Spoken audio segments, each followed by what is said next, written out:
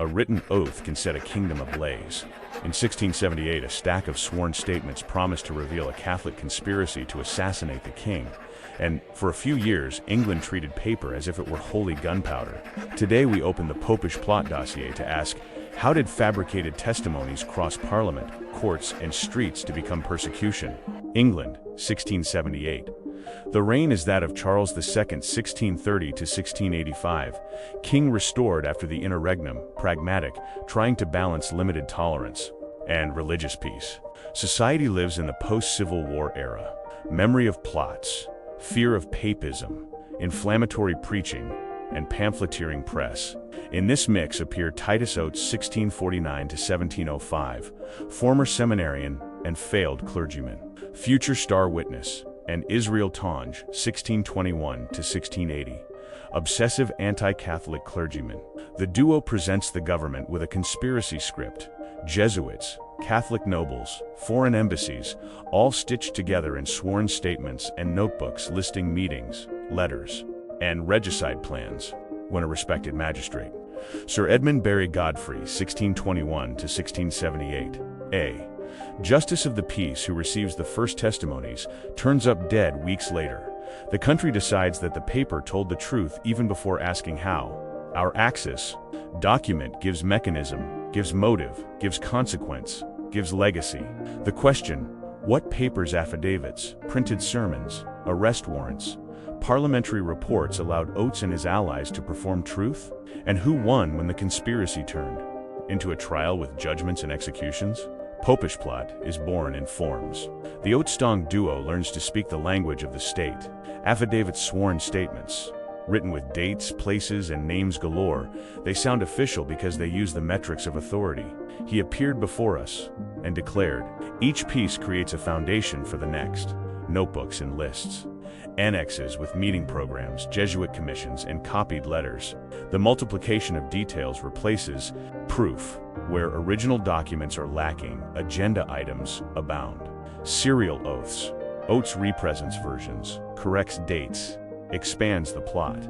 What would be a contradiction in a technical inquiry becomes an expansion in a climate of panic if there are more names. The plot is even bigger. Receiving authorities. When magistrates, councillors, and parliamentary commissions receive and register these documents, the paper crosses the border of the pamphlet and enters the territory of the public archive. The stamp does not validate the truth. It validates circulation, pulpit, and pamphlet. Sermons and flying leaflets repeat excerpts from the oaths as if they were eyewitness accounts. The document layout, header, rubric, witnesses, travels to the streets and returns in the form of political pressure. The Godfrey moment acts as an acceleration. A dead justice of the peace gives the plot moral proof. The investigation into his death is confused and disputed, but the public narrative decides that the paper had already warned. Therefore, the paper overcame doubt. From here, warrants begin to be issued, arrests begin to be made, and the country learns to listen to Oates as if reading official acts. The papers gain momentum when they cross the door of Parliament. Titus Oates's declarations begin to be read in committees, copied by scribes, and indexed by topic: regicide, provincial uprisings, Jesuit orders. The form creates the perception of procedure. What was once accusations now becomes recorded testimonies. The first targets emerge because the oaths name people with public functions. Edward Colman, 1636 to 1678, a former secretary connected to the Duchess of York, a Catholic and an active correspondent, appears in seized letters that, out of context, sound like a plot. Lord Chief Justice William Scroggs, c. 1623 to 1683, Chief Magistrate of the King's Bench, assumes the role of arbiter of the first public hearings. His rhetorical severity amplifies the idea that the danger is immediate. When Parliament orders arrests and requests documents from embassies and private homes, the oath takes on legs.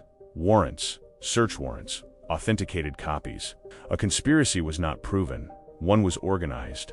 And conspiracies organized on paper tend to survive the scrutiny of the day, even if they crumble in the following years.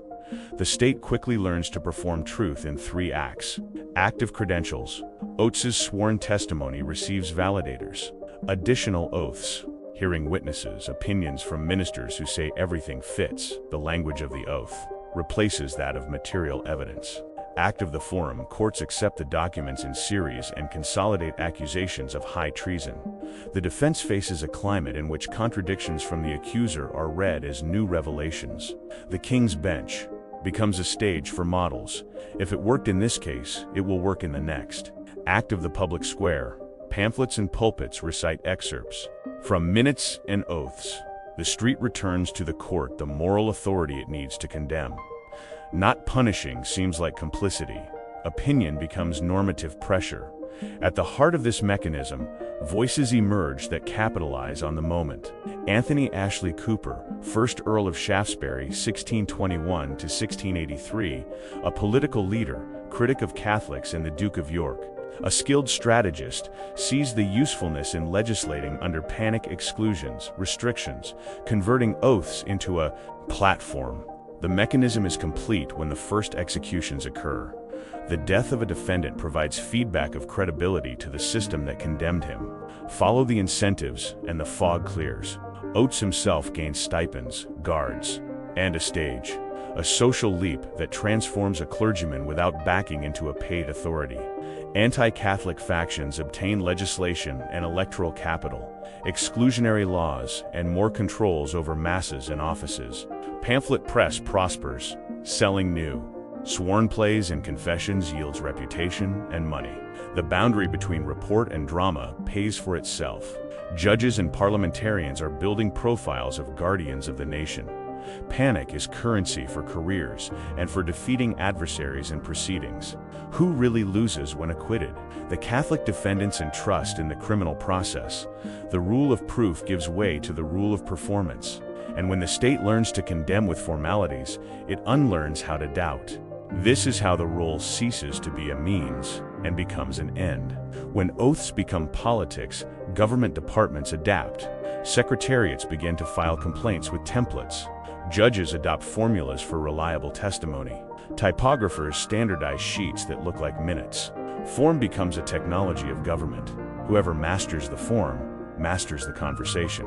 In Parliament, the exclusionary agenda against the Duke of York, Catholic and heir presumptive, gains ground. Committees multiply, reports pile up. The opposition learns that oaths produce an agenda. At the grassroots level, parishioners and political clubs begin to measure loyalty by signatures and petitions. The economy of fear has an accounting system. Those who denounce gain protection. Those who hesitate lose their seats. The financial trail also exists. Stipends for oaths and other informers. Mass signatures on pamphlets. Fundraising for the good of the kingdom. Panic creates jobs and careers. Until the pendulum swings back. The pendulum swings back when the hunger for details meets the limit of coherence. Internal contradictions, impossible dates, witnesses who contradict themselves. The Crown and higher courts begin to re-examine evidence. Oates' credibility erodes. Previous convictions remain as a fait accompli, but the climate changes. England relearns to doubt oaths when oaths prove to be endless. Immediate consequences. Legislative retreat on extreme measures. The exclusionary impulse loses traction. The downfall of professional accusers. Oates goes from sworn hero to defendant by the end of the following decade. The machine that had built his figure learns to dismantle it using the same methods. Broken reputations don't return whole. Belated acquittals don't restore positions, dowries, or peace of mind to the affected families.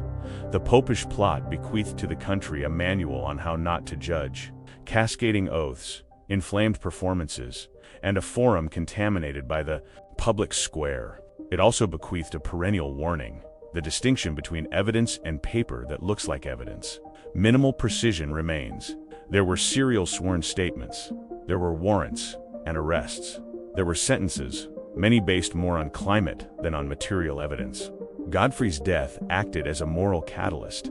Its investigation remained obscure.